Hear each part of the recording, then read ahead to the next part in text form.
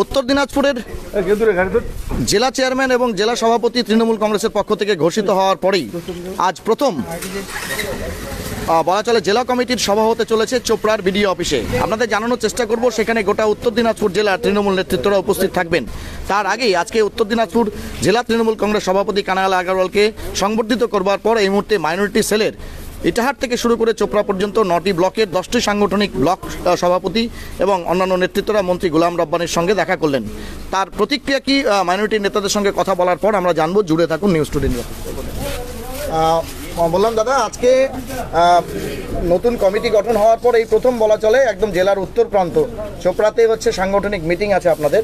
তার আগে বলা চলে জেলার সভাপতি কানাইলাল আগরওয়ালকে মাইনরিটি সেলের পক্ষ থেকে বিশাল আকারে সংবর্ধনা দেওয়া হলো এবং তারপর আপনার সঙ্গে তারা দেখা করতে এলেন। বর্তমান পরিস্থিতিতে মাইনরিটি সেলের তৃণমূল কংগ্রেসের কি ভূমিকা হবে, কি বার্তা দেবেন আপনারা? যেহেতু এটা মাইনরিটি বেস এলাকা, মাইনরিটি সেলের একটা রোল থাকাই উচিত আর হওয়া উচিত।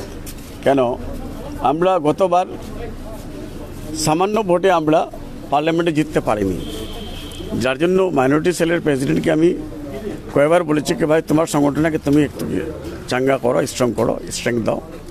যার জন্য আজকে ওরা সবাই ইটাহার থেকে কালিয়াগঞ্জ থেকে আরম্ভ করে চোপড়া, এখন কানাডার আমাদের জেলা প্রেসিডেন্ট, নতুন জেলা প্রেসিডেন্ট হচ্ছে কানাইলাল আগরওয়াল সাহেব, ওনাকে সম্বর্ধনা দিলেন।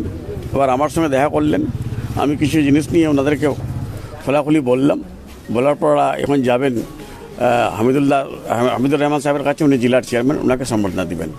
আর আগামী দিনে যেহেতু 2024 ইলেকশন আছে আর দেশের এখন আপনারা দেখছেন দেশের হাল কী আছে।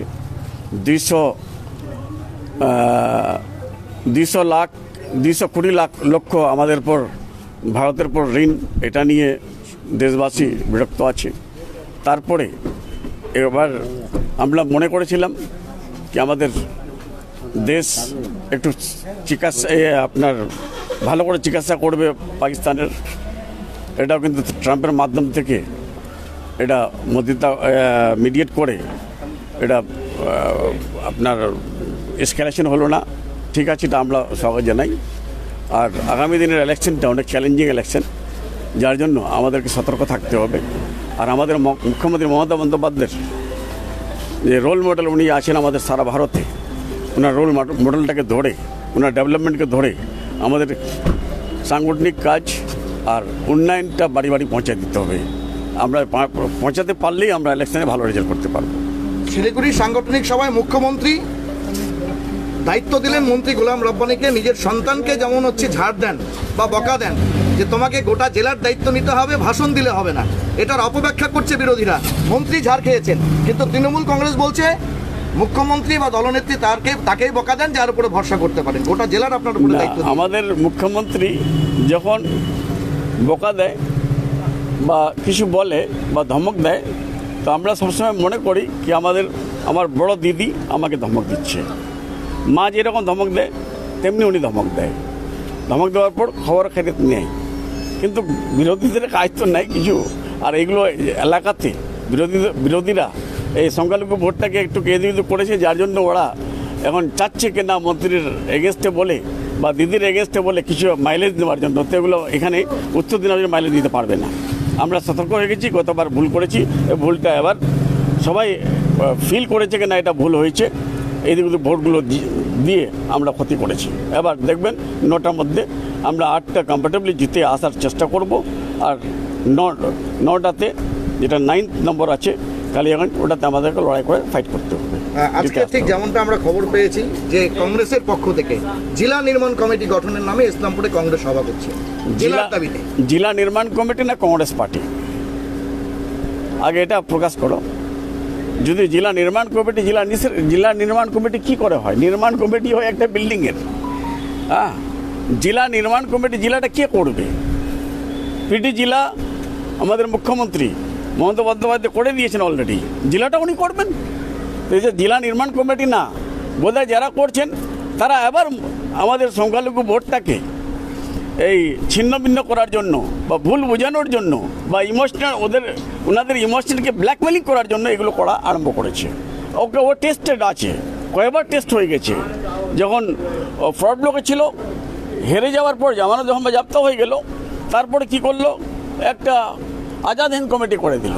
আজাদ হিন্দ কমিটি করার পর এবার কংগ্রেসের কিছু লোক ভিড়ভাড় করে চলে গেল কোথায়, কংগ্রেসের টিকিটটা নিয়ে নিল। টিকিট নেওয়ার পর কিছু সেটিং গেটিং করে বিজেপিকে জেতার একটা সুযোগ করে দিল।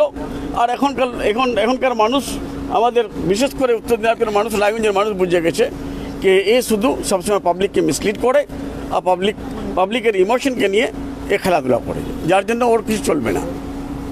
অনেক ধন্যবাদ। আপনাদের জানিয়ে দেওয়ার চেষ্টা করি, এর আগে 2019 এবং 2024-এর যে লোকসভা নির্বাচন, সেখানে উত্তর দিনাজপুরের মাইনরিটি ভোট তাতে থাবা বসিয়েছে অন্যান্য বিরোধী দল সিপিএম এবং তার পাশাপাশি কংগ্রেস, এবং সেখানে তৃণমূল কংগ্রেসের মাইনরিটির যে অংশ ঝুঁকেছে তাদের বাদ দিয়ে অনেকেই কিন্তু তারা ভোট দিয়েছেন মাইনরিটি থেকে করা বিরোধী দলের নেতৃত্বদের। আগামী 2026-এর বিধানসভা নির্বাচনে তৃণমূল কংগ্রেসের যে মাইনরিটি সেল, তারা মাইনরিটিদের কতটা সংগঠিত করতে পারে এবং ভোট বাক্সে তার কতটা প্রতিফলন ফেলতে পারে সেদিকে আমাদের নজর থাকবে। আপনাদের জানিয়ে দিই, আজকে উত্তর দিনাজপুর জেলার চোপড়া থেকেই কিন্তু শুরু হচ্ছে উত্তর দিনাজপুর জেলা তৃণমূলের চেয়ারম্যান তথা চোপড়ার বিধায়ক হামিদুর রহমানের নেতৃত্বে প্রথম সাংগঠনিক বৈঠক। সেখানেও আজকে এই সাংগঠনিক বৈঠকের পরে নেতৃত্বরা কি বলছেন আমরা শুনবো, তার জন্য আপনাদের জুড়ে থাকতে হবে পশ্চিমবাংলা এবং সীমাঞ্চলের fastest growing and most lovable digital platform news 2 ইন্ডিয়ায়। পাশাপাশি আজকে ইসলামপুর বাস টার্মিনাসে কংগ্রেসের পক্ষ থেকে আলী ইমরান রামজের নেতৃত্বে আরেকটি সভা রয়েছে, সেই সভাও আমরা আপনাদের সরাসরি তুলে ধরার চেষ্টা করব। This is chief reporter Jabbar Ali signing off, but meeting you soon after some important updates. With some important updates, till then stay tuned.